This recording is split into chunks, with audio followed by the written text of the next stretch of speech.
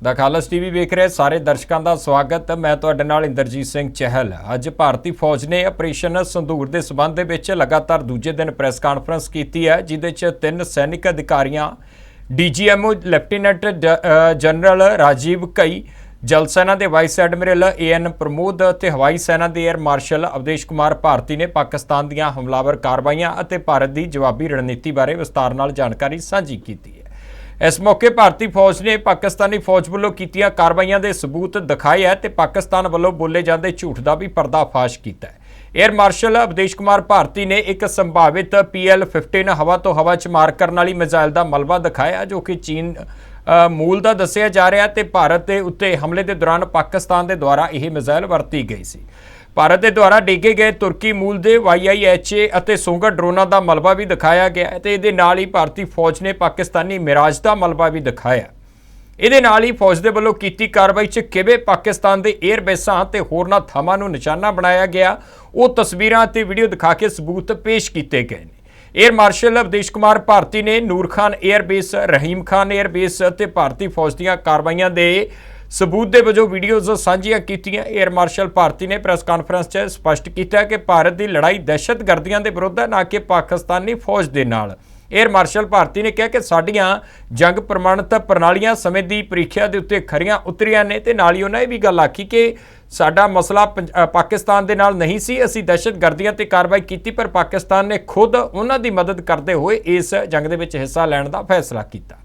We had a detailed brief on the successful joint operations that were carried out to destroy the terror infrastructure in Pakistan-occupied Jammu and Kashmir, as well as in Pakistan itself. We also iterated that our fight was with terrorists and their support infrastructure, and not with Pakistan military. However, it is a pity that the Pakistan military chose to intervene and bat for the terrorist, which compelled us to respond in kind. दोस्तों, हमारी लड़ाई आतंकवाद और आतंकवादियों के खिलाफ थी। इसलिए 7 मई को हमने केवल आतंकवादी ठिकानों पर ही हमला किया था।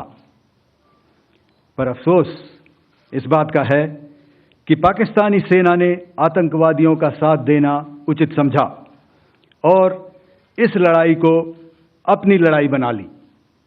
इस परिस्थिति में हमारी जवाबी कार्यवाही अत्यंत आवश्यक थी और इसमें उनका जो भी नुकसान हुआ वे खुद इसके लिए जिम्मेदार हैं। हमारी तरफ से हमारी एयर डिफेंस सिस्टम्स देश के लिए दीवार की तरह खड़ी थी और इसको भेदना दुश्मन के लिए नामुमकिन था। दूजे पासे राजीव कई ने दस्सिया है कि पाकिस्तानी फौज ने दहशतगर्दियों की सहायता करके सरहदी तनाव बढ़ाया है। 7 मई को शुरू हुए ऑपरेशन संदूर के तहत भारतीय फौज ने पाकिस्तान और POK दे विच स्थित अतवादी ठिकाणिਆਂ ते सफल हमले किए ते कार्रवाई च 9 थावां दे उत्ते 100 तो वध दहशतगर्दी खत्म किए गए, जिन्हां च कंधार हाईजैकिंग और पुलवामा वर्गियां घटनावां नाल जुड़े 3 प्रमुख दहशतगर्द भी शामिल सी। कई ने दस्सिया कि पहलगाम घटना ने भारत नूं सख्त कार्रवाई करने के लिए मजबूर किया। उन्होंने कहा कि दहशतगर्दी गतिविधियों का सुभाव पिछले कुछ सालों के विच बदल गया है ते हुण मासूम नागरिकों उत्ते हो रहे हमलिਆਂ ने सबर की सीमा पार कर दी है। उन्होंने कहा कि ऑपरेशन संदूर च BSF के जवानों ने भी बढ़ चढ़ के हिस्सा लिया, जिन्होंने अणदेखिया नहीं किया जा सकता। उन्होंने भारतीय लोगों का भी सहयोग देने के लिए धन्यवाद किया। हमें एयर डिफेंस ऑपरेशन सिंदूर के एयर डिफेंस की कार्रवाई को एक कॉन्टेक्स्ट में समझने की आवश्यकता है। मैंने आपको कल बताया था कि पिछले कुछ सालों में आतंक की गतिविधियों का कैरेक्टर जो है उसमें कुछ बदलाव आ रहा था। अब हमारी मिलिट्री के साथ साथ मासूम सिविलियंस जो कि अपना बचाव करने में विफल थे, उन पर भी हमले हो रहे थे।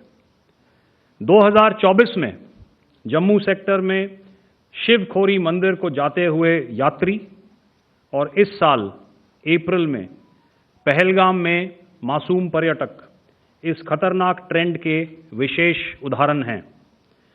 पहलगाम तक पाप का ये घड़ा भर चुका था। उसके बाद जो हुआ उसके बारे में हम कल विस्तार में बातचीत कर चुके हैं।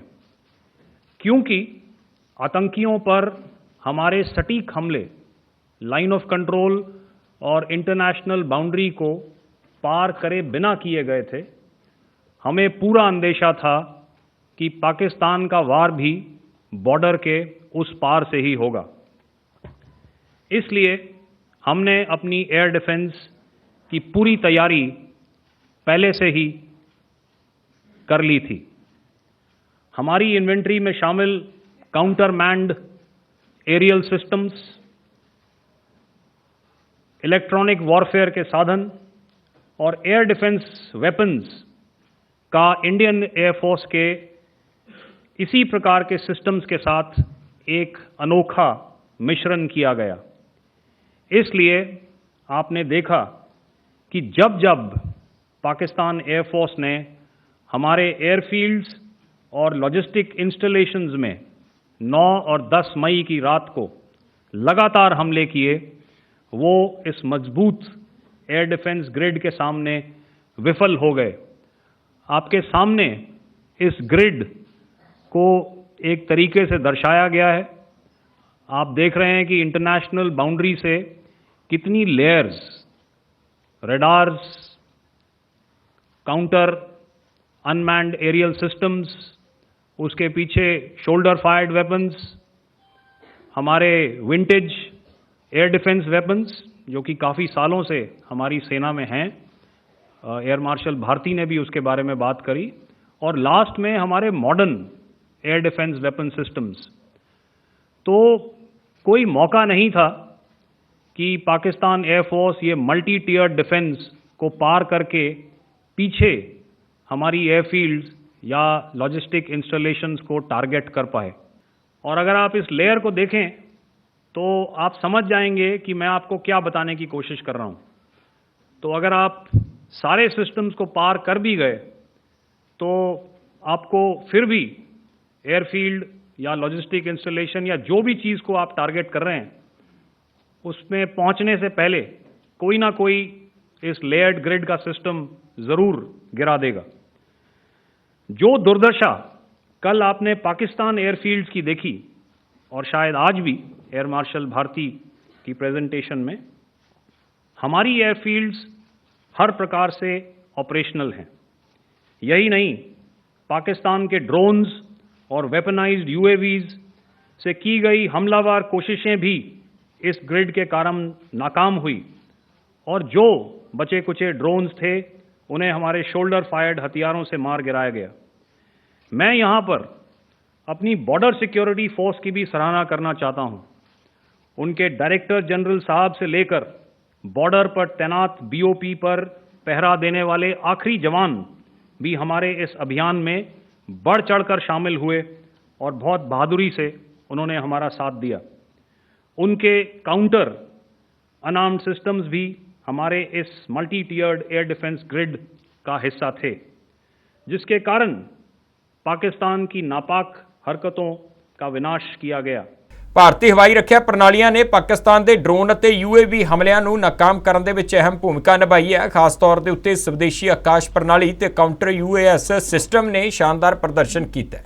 에ਅਰ ਮਾਰਸ਼ਲ ਭਾਰਤੀ ਨੇ ਦੱਸਿਆ ਹੈ ਕਿ ਸਾਡੇ ਸਾਰੇ ਫੌਜੀ ਅੱਡੇ ਅਤੇ ਸਿਸਟਮ ਪੂਰੇ ਤਰੀਕੇ ਦੇ ਨਾਲ ਕਾਰਜਸ਼ੀਲ ਨੇ ਤੇ ਭਵਿੱਖ ਦੇ ਮਿਸ਼ਨਾਂ ਦੇ ਲਈ ਤਿਆਰ ਹੈ। ਵਾਈਸ ਐਡਮਿਰਲ ਏਐਨ ਪ੍ਰਮੋਦ ਨੇ ਜਲ ਸੈਨਾ ਦੀ ਭੂਮਿਕਾ ਦੇ ਉੱਤੇ ਚਾਨਣਾ ਪਾਇਆ, ਜਿਸ ਦੇ ਵੱਲੋਂ ਨਿਗਰਾਨੀ ਅਤੇ ਖੋਜ ਵਿੱਚ ਅਹਿਮ ਯੋਗਦਾਨ ਪਾਇਆ ਗਿਆ। ਜਲ ਸੈਨਾ ਦੇ ਐਡਵਾਂਸ ਰਡਾਰ ਸਿਸਟਮ ਨੇ ਡਰੋਨ, ਹਾਈ ਸਪੀਡ ਮਿਜ਼ਾਈਲਾਂ ਅਤੇ ਜਹਾਜ਼ਾਂ ਦੀ ਪਛਾਣ ਕਰਕੇ ਸਮੇਂ ਸਿਰ ਜਾਣਕਾਰੀ ਪ੍ਰਦਾਨ ਕੀਤੀ ਹੈ। ਜਹਾਜ਼ ਵਾਕਾਂ ਦੇ ਉੱਤੇ ਭਾਵ ਕਿ ਜਿਹੜੇ ਉਹ ਜੰਗੀ ਬੇੜੇ ਪਾਣੀ ਦੇ ਵਿੱਚ ਖੜਾਏ ਹੁੰਦੇ ਨੇ ਸਮੁੰਦਰਾਂ 'ਚ, ਉਹਨਾਂ ਦੇ ਉੱਤੇ MiG-29 ਜਹਾਜ਼ ਕਾਰਵਾਈ ਦੇ ਲਈ ਤਿਆਰ ਖੜੇ ਸੀ ਤੇ ਸ਼ੱਕੀ ਦੁਸ਼ਮਣ ਜਹਾਜ਼ਾਂ ਨੂੰ ਸੈਂਕੜੇ ਕਿਲੋਮੀਟਰ ਦੂਰ ਹੀ ਰੱਖਿਆ ਗਿਆ। ਉਹਨਾਂ ਨੂੰ ਸਮੇਂ ਤੋਂ ਪਹਿਲਾਂ ਡਿਟੈਕਟ ਕੀਤਾ ਜਾਂਦਾ ਰਿਹਾ। ਭਾਰਤ ਨੇ ਪਾਕਿਸਤਾਨ ਦੇ ਮੁਰੀਦਕੇ ਤੇ ਬਹਾਵਲਪੁਰ ਦੇ ਵਿੱਚ ਸਥਿਤ ਦਹਿਸ਼ਤਗਰਦੀ ਸਿਖਲਾਈ ਕੈਂਪਾਂ ਨੂੰ ਨਿਸ਼ਾਨਾ ਬਣਾਇਆ ਤੇ ਪੂਰੀ ਤਰ੍ਹਾਂ ਤਬਾਹ ਕਰ ਦਿੱਤਾ। ਇਹ ਕਾਰਵਾਈ ਦਹਿਸ਼ਤਗਰਦੀ ਨੂੰ ਜੜੋਂ ਖਤਮ ਕਰਨ ਦੀ ਰਣਨੀਤੀ ਦਾ ਹਿੱਸਾ ਸੀ।